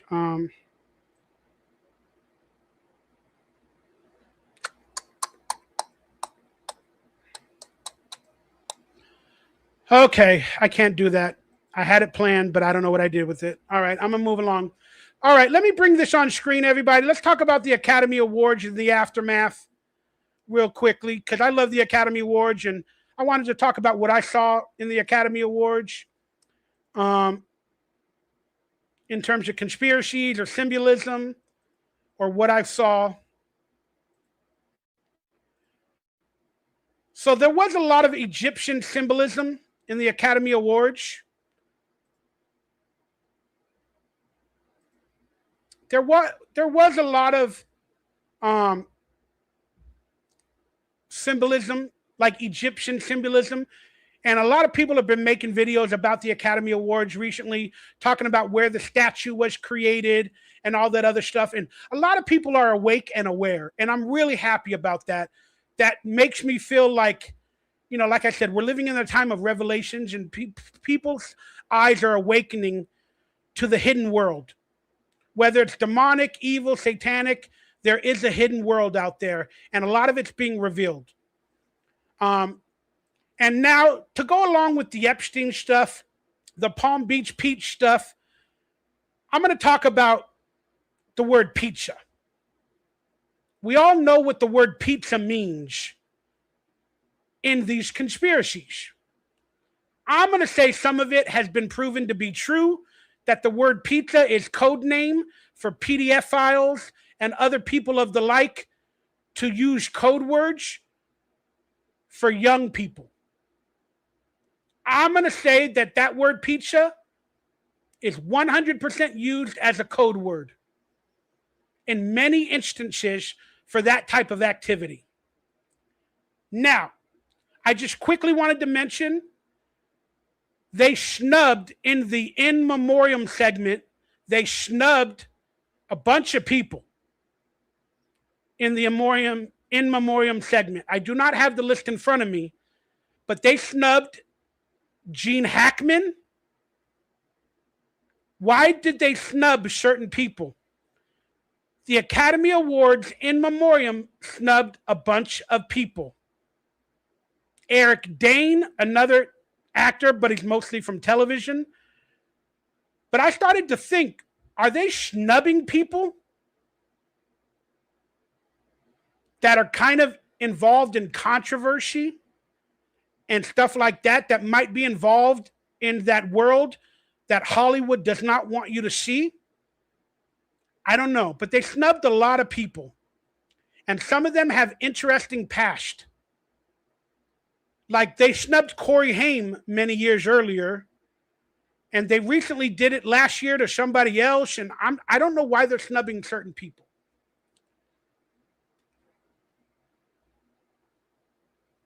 Jessica, I don't know where you got offline and you're asking about a video. So I don't know. I apologize. But let's talk about this word pizza that I brought up to you guys a minute ago in the conspiracy world of children. We all know and seen videos and emails of the word being used and what its condensation is. And I wanted to present a video of Macaulay Culkin. I couldn't find it. I promise you I had it somewhere. I hope I didn't delete it. But there's a video of Macaulay Culkin. He had a band called the Pizza Underground. Now, for the people that, it's based off of the Velvet Underground. It's based off another band, another album title. That's why, because they love pizza. Every one of their songs is a parody of pizza, talking about pizza. That's what Macaulay Culkin's band is about. It's about parodying food, like the Velvet Underground. That's why it's called the Pizza Underground. That's what Macaulay Culkin's band is called. Then I wanted to show videos of some of his songs and the words in his band. I wanted to play some of the words in his band from his songs.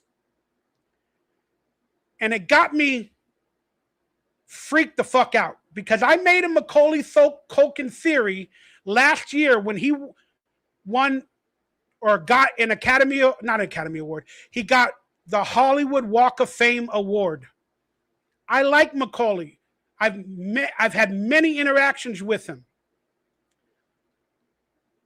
Him and Mila, when they were dating, I hung out with them a lot. I played poker with him a lot. Went to a couple of raves with him. But he got the Walk of Fame Award. And now his career, thanks to his brother as well, Kieran, Macaulay's career has been on the rise for the past 3 to 4 years. And where did that come from? After he quit his podcast where they talked about pizza and other stuff, and his band called the Pizza Underground is no longer, all of a sudden he's mainstream again, doing parts in movies and TV shows. He gets a Walk of Fame in Hollywood, and now he's mainstream again in the age of PDF files. So I made the theory that Macaulay has been abused, trying to let people know through his podcast and other things. They talked about me in one of his podcast episodes. They talked about me. I have it somewhere online recorded. But I had the theory that, like, he did not want to out anybody. They got a hold of him. He didn't want to out anybody. So they gave his brother's talented, but they gave his brother some success.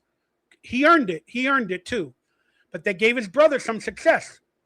And they wanted to see how fame with Kieran Culkin, how Macaulay would react. Now that Macaulay Culkin has a lot more eyes on him thanks to his brother.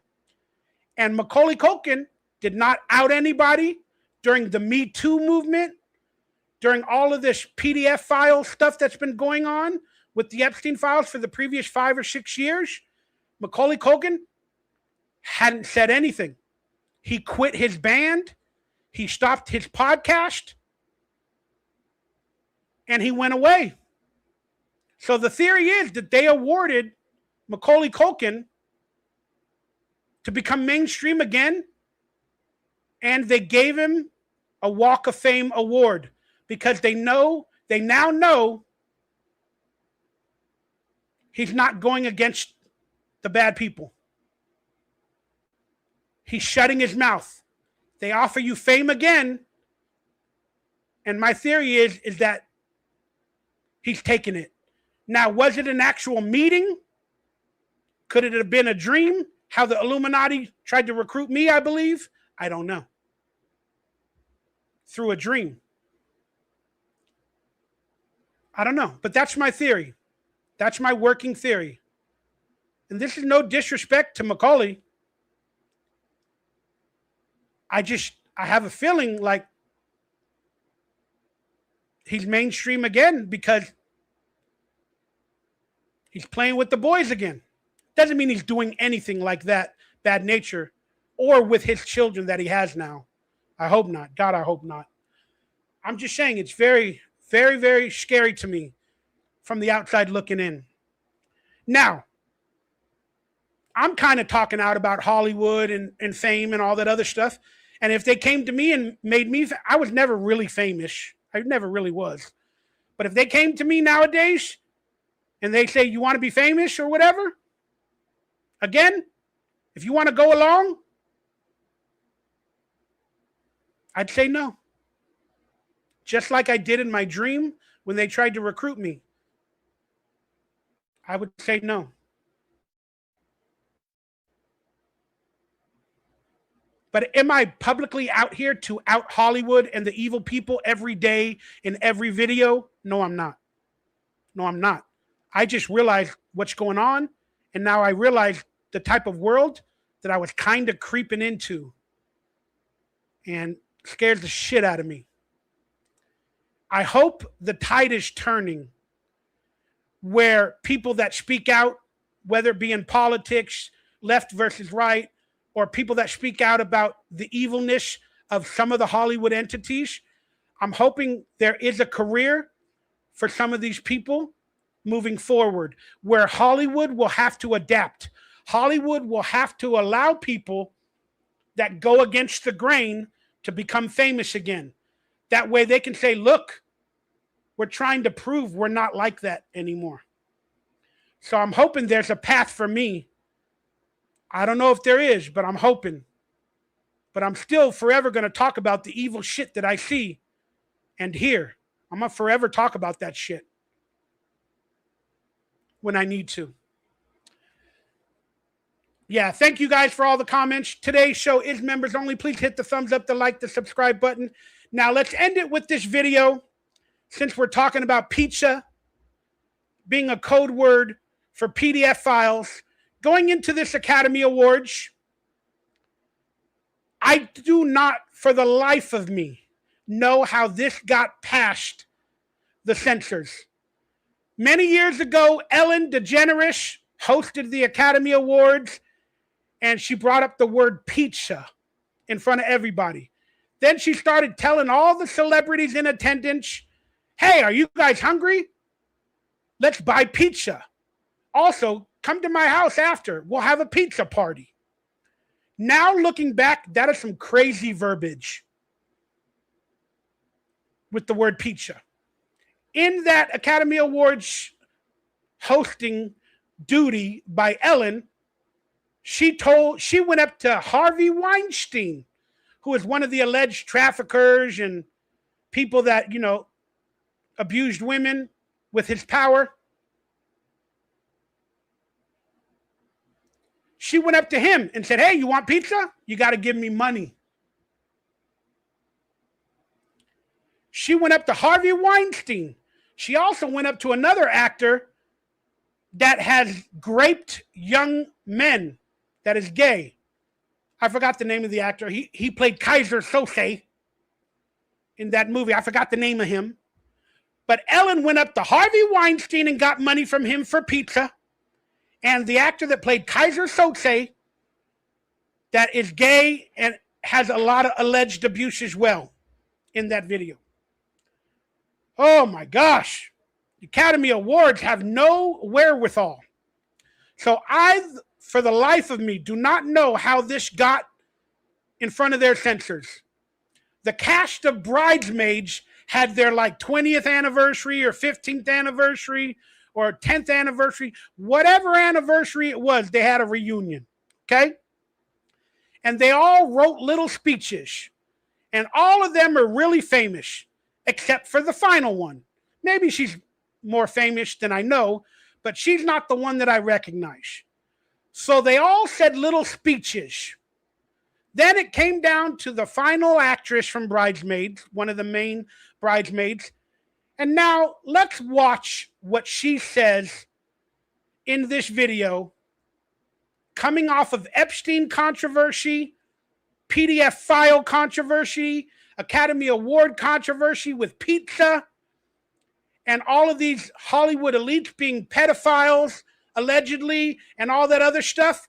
Let's see what she wrote, or the writers, whoever wrote this, and the Academy let it happen, because they do rehearsal. They let this speech come out, knowing all of this that I mentioned before. They let this come out.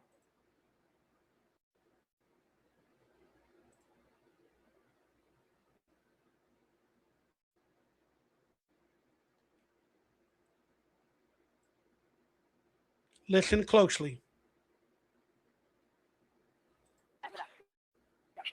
Well, this last one is quick. It just says, I'm tired and I want to go home. This show is no pizza. Signed, the kid from Hamnet. I agree. Sorry about my... Go home.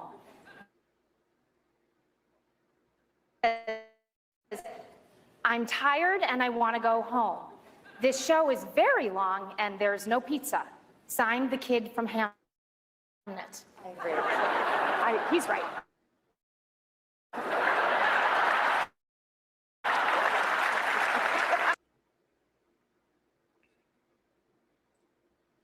So,